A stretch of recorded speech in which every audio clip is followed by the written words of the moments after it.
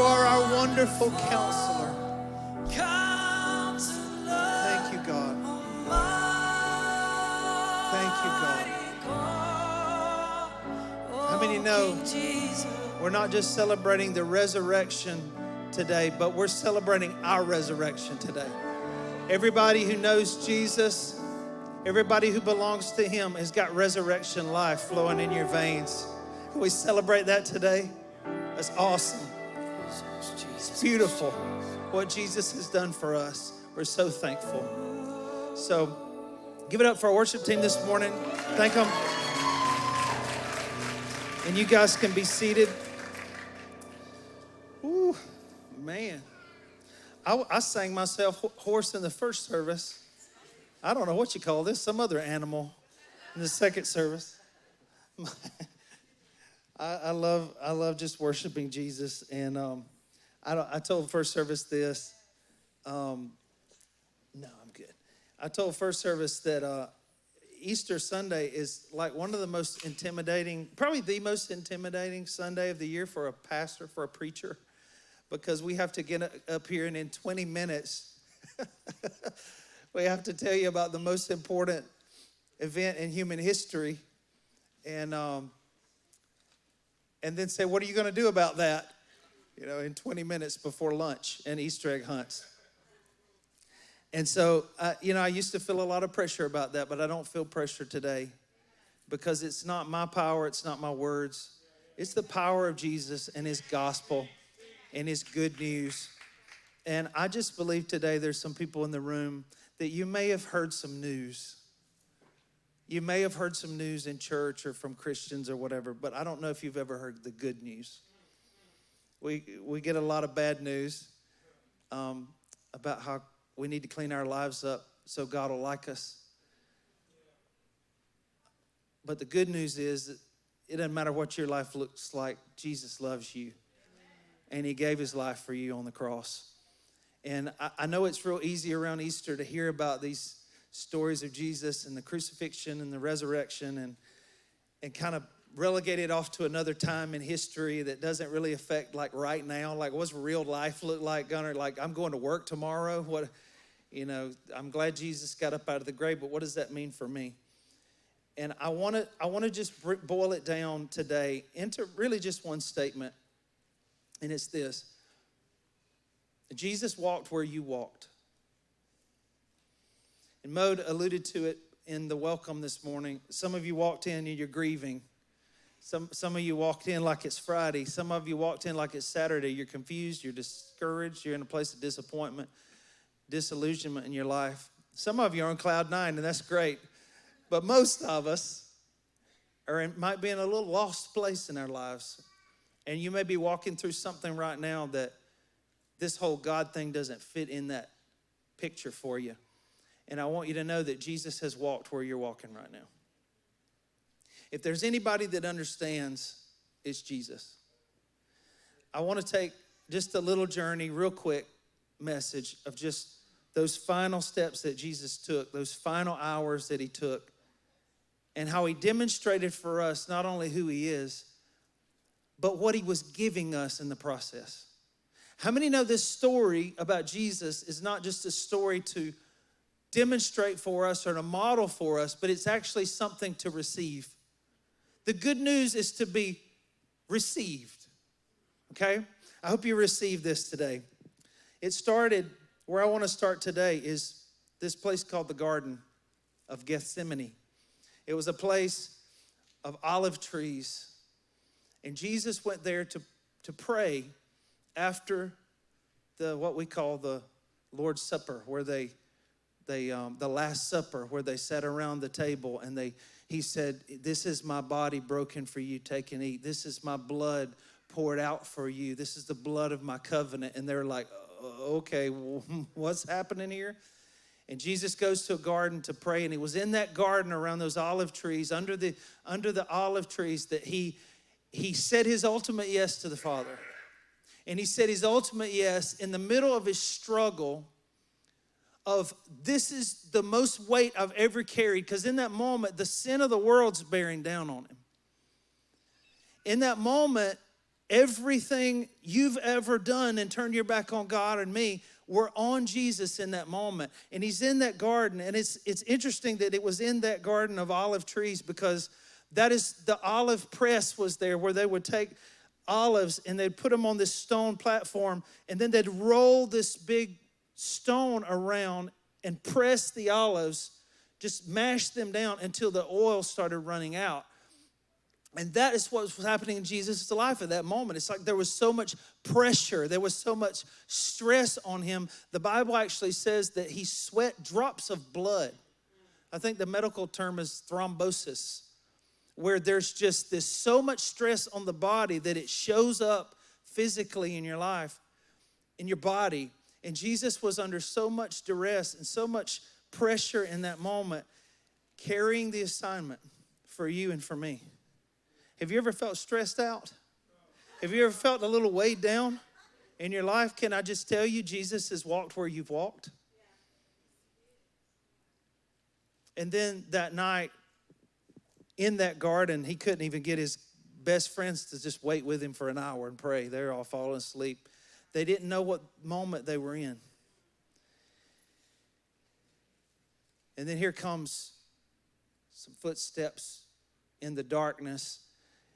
And lo and behold, it's guards with one of Jesus's best friends, Judas Iscariot. And Judas comes up. He told the guards earlier, he said, the one I kiss is the one you're looking for. Walks up, greets Jesus with a holy kiss, unholy kiss. Turns him in. Chaos kind of breaks off. Somebody loses an ear. Go read about it. But within seconds, Jesus is alone. All the disciples have fled, and he spent that night in a dungeon under the ground waiting for his sentence. Have you ever felt like everybody in your life walked out on you? Have you ever felt like somebody that was real close to you abandoned you just when you needed them the most? Can I just tell you, Jesus has walked where you've walked.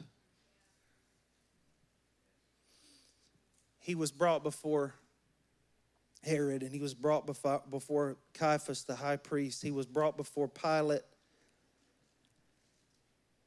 and he was sentenced to death. The crowd cried, "Crucify him. Let the murderer go and crucify Jesus." The only man who had ever lived without sin, who had done nothing wrong, is now sentenced to death by execution on a Roman torture device. And it was in that journey where they scourged him. The song we sang about, by his stripes we're healed, that's a reference to the book of Isaiah, hundreds of years before Jesus ever showed up. It was a prophecy that said the one who would come to save us from our sins, his stripes would the healing thing in our lives, the stripes would heal. The writer wouldn't know that the literal stripes of the cat of nine tails on the back of Jesus, the body of Jesus torn to shreds, would be what the prophet was writing about. By his stripes, you are healed and I'm healed. And it was in that moment when they pressed the thorns down on his brow to the point that it broke through, and they beat him over the head with that crown of thorns, mocking, say, "You're the king of the Jews, save yourself." Yeah. Spitting on him, cursing at him, stripping him naked, and forcing him to carry his own instrument of death down the road outside of the city, where he'd be hung on a cross for every person coming in and out of the city of Jerusalem to see, don't mess with Rome. This is what will happen to you. Don't break the law here. And an innocent man would hang. For a lot of guilty people. Everyone in this room, in fact, and watching online. But Jesus started off with his cross, and a lot of people think that, some people say there was a beam in the ground. and that he carried the cross beam. Some people, you've seen it where he's carrying the entire cross. I'm not sure how it happened exactly. All I know is when they got to the place of the skull called Golgotha, they laid him down on that wood, and one soldier took his arm and stretched it out as far as he could this way, and the other soldier stretched it out as far as he could this way onto that wood and nailed spikes into his wrists. And they would nail him to a tree through his feet. And as they were nailing those nails into Jesus, fastening him to that wood, he says the unthinkable.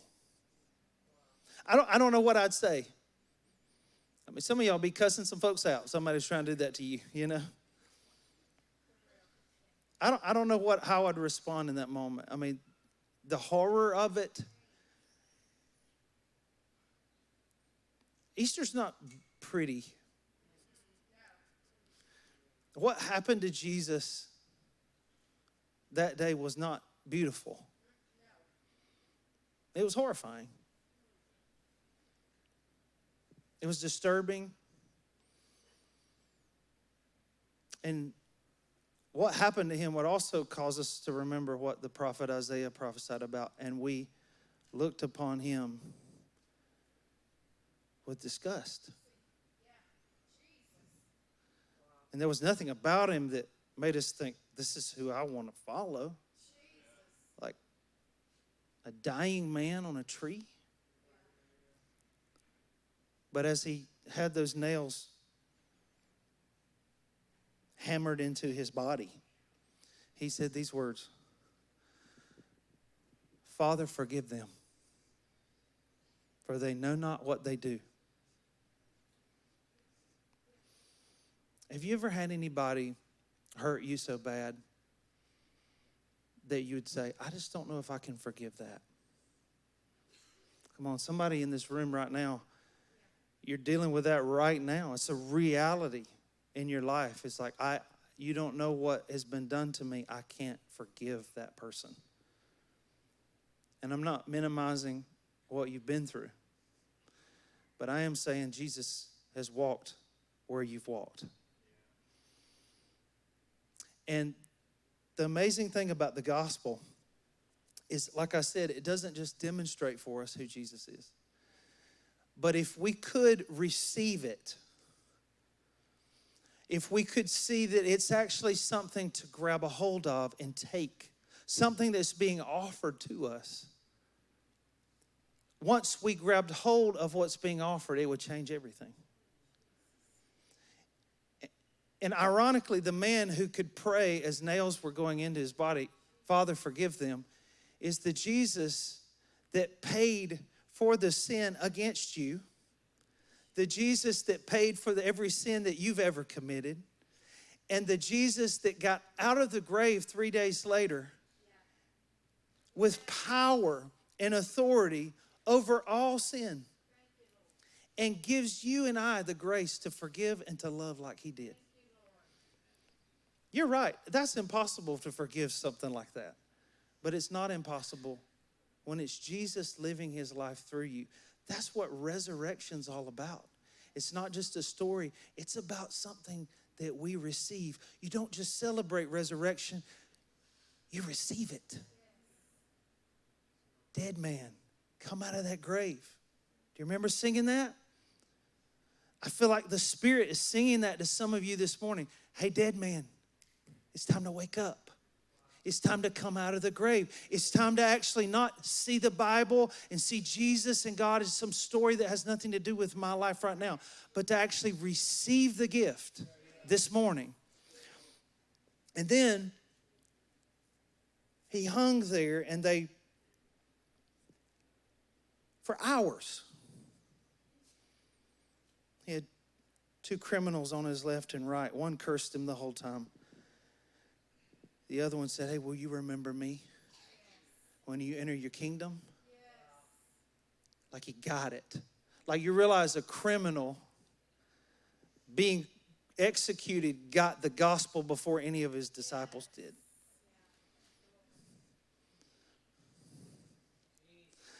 Some of you walked in this place and you're like, I don't even know if I could go to a church today because you feel weighed down with shame. Maybe last time you went to a church, you felt like, man, I'll never go there again. All I felt was they made me feel horrible about myself. Can I just tell you something? The worst of the worst are welcomed in to Jesus' kingdom. And if you see yourself that way, you're in the right place at the right time. Because Jesus wants to save you, rescue you. He wants all that shame to be dropped off of your heart and your mind, and you walk out of here free. That's good news, isn't it? Have I told you to do anything yet? To achieve that? To work that up? You know why? I'm not going to say that because it's already been done. Religion says do. The gospel says done. And when he hung on that cross, before he died, he said 3 words. It is finished. It was done for us. I don't know what the worst moment of your life was, but Jesus has walked where you've walked.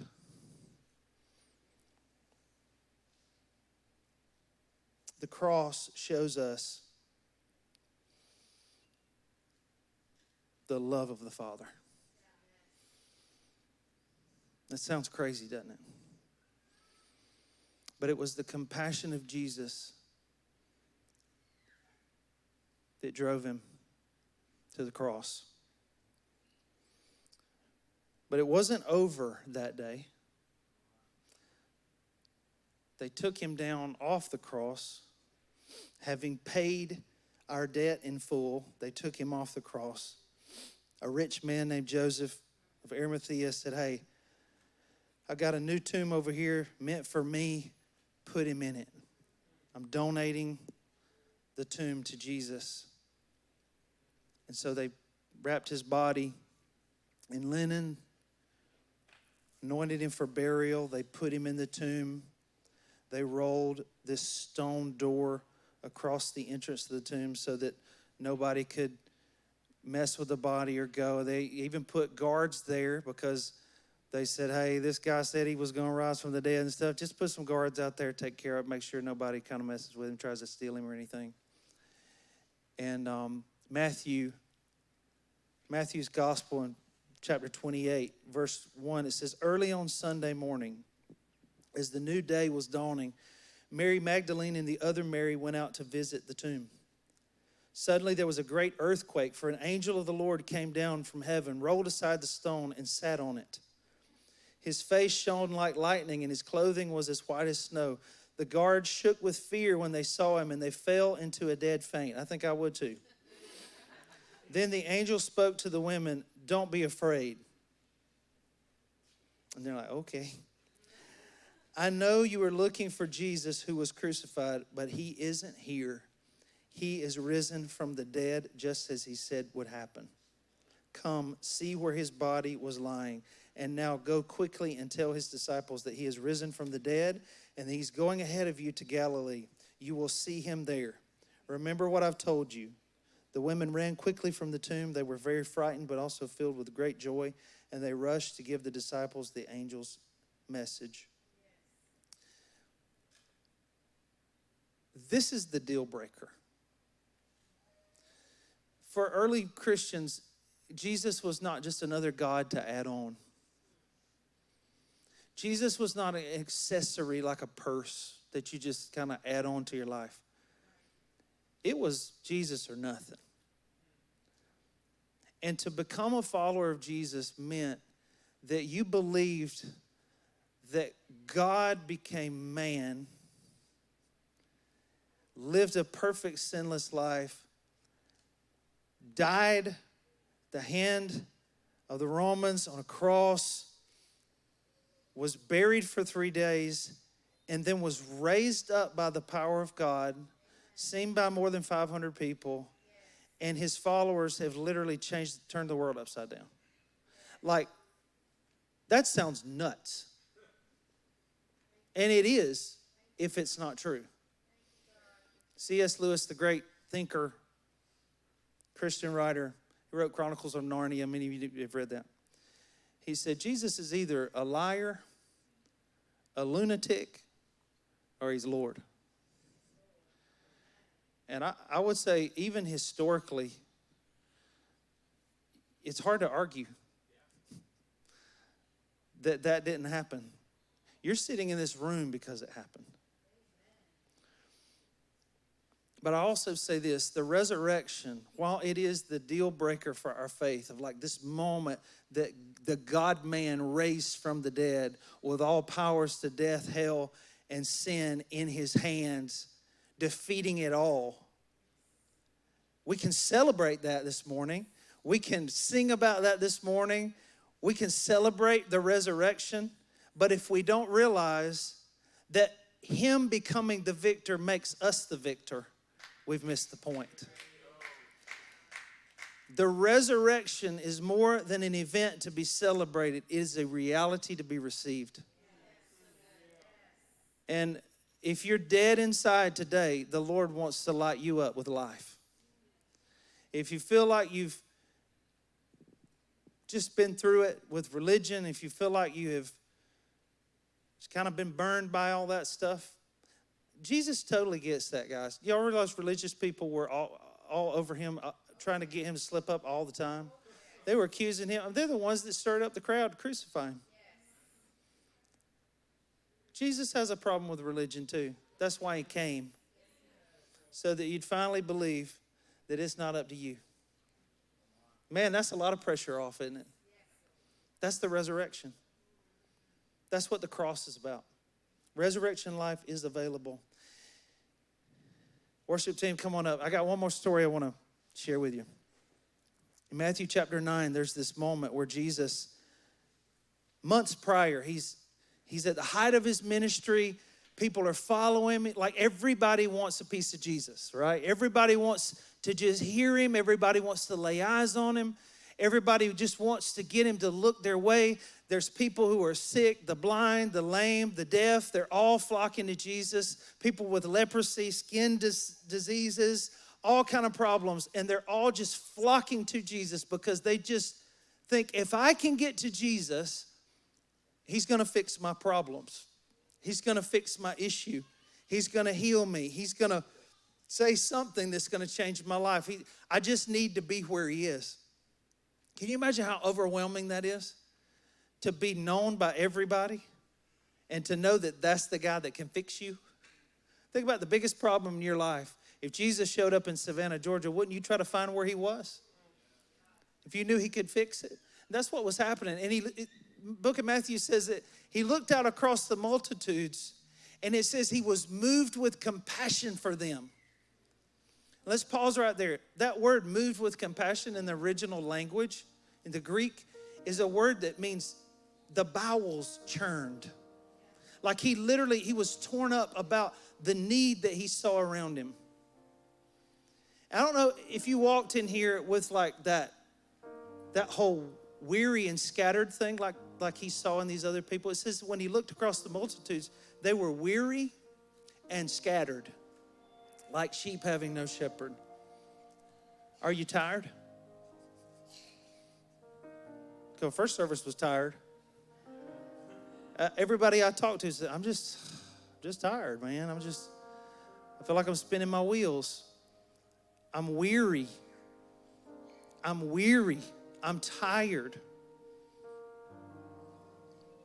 And he says they were weary and they were scattered. Have you ever felt scattered, like you're just being pulled in a million directions? Do you ever feel like you're scattered of like, I don't know what this season of my life holds for me. I'm just feel like I'm just getting up every day, making money, doing the job, raising the kids. Some of you are like, okay, I'm retired. Now what? Like, what is my life? Where am I headed? I feel so scattered and I'm weary. Can I tell you today, Jesus understands where you are and he sees you right now in this room or watching online, and he's moved with compassion when he looks at you. You think nobody sees you. Jesus sees you, and he's moved with compassion for you, for you're weary and scattered like sheep having no shepherd. The good news is he wants to be your shepherd today. He wants to be your shepherd. He wants to be the one who takes you by the hand and says, I know it's hard. Come on. I know what you've done. Come on. I love you anyway. I know who you've been, and I say that's not who you are. Come on. We're going to do this different. We're going to do it my way. It's always the best way. Do you know that anything that you exchange in your life for God, anything that you're trading for him, you're always trading up? He said this. I'm going to make it harder for you guys than I did first service. Is that okay? He said, unless you are willing to leave everything, you can't be my disciple. Listen, Jesus has walked where you've walked. The call of the gospel is now walk where he walked. And you know where he walked? Down the way of suffering. He picked up his cross. He said, it's not about me. It's about my Father's will, and it's about those people that I must pay for. It's those people that I love that I'm going to redeem by my blood. That's the call of the gospel, to take up your cross and follow him. So I just feel like we need to do that. I feel like there's people in this room today. You may have had religion, you may have done all this stuff, but listen, it's not about what you've done. It's about, have you received the gift? The free gift of eternal life. This is more than just about heaven when you die and all that stuff. The kingdom is now. His kingdom has come. It is coming. It's available. Resurrection life is available. Can we all stand to our feet today? I want to ask those that I've asked to be on the prayer team, would you come on up? Our community leaders. Just come on up and make a line right here. There's two people, two types of people, two groups of people I want to talk to today, okay? First group is this. If you're in this room today and you say, I've never given my heart and my life to Jesus, and what I've heard today is good news, I want that. I want to ask you to come forward. It's not easy. Jesus walked that road for you. You can walk an aisle for him. But I want you to come pray with one of these leaders up here. They love to pray with you and lead you to the Lord. If that's you, just get out right now and start walking. And then the second group of people I want to talk to today are those that have said, you know what? I've known Jesus, but if I'm honest, I've shown up on Easter Sunday and I've not been walking the way of Jesus with him. I know where you've been. I've been there too many times to count. And the Lord in his goodness is always drawing me in and drawing me back to himself. No matter what I've done, he's always been faithful. He's always been good. And so don't let shame hold you back from coming back to the Lord today. I believe that there are people in this room, there are people watching online right now, that you've been far from God and he's calling you back. He's not pointing the finger. He's got his arms open wide for you. Come home. Here's what he said in Matthew 11:23. He said, come to me, all you who are weary and burdened, and I will give you rest. Rest for your souls. Are you weary? Are you burdened? Are you scattered? I don't believe it's an accident that you're here today. Say yes to Jesus. As our worship team leads us in this song, I want you just to step forward and just receive prayer from one of these folks up here. Come on. Come on. Say yes to Jesus today. He's the healer.